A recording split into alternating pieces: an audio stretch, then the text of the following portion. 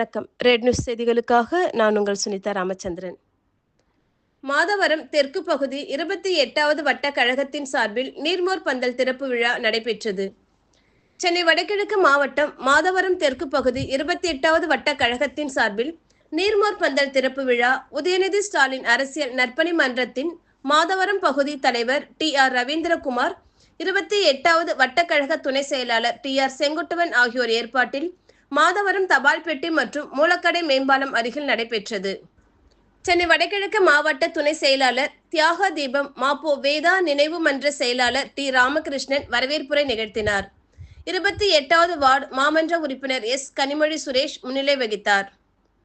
சென்னை வடகிழக்கு மாவட்ட செயலாளர் மாதவரம் S சுதர்சனம் MLA நிகழ்ச்சியில் கலந்து கொண்டு கோடைக்கால தாகத்தை தீர்க்கும் வகையில் பொதுமக்கள் பயன்பாட்டிற்கு நீர்மோர் பந்தலை திறந்து வைத்து தர்பூசணி, முலாம் பழம், வெள்ளரி பிஞ்சு, நீர்மோர், ஜூஸ் வகைகள் ஆகியவற்றை வழங்கினார்.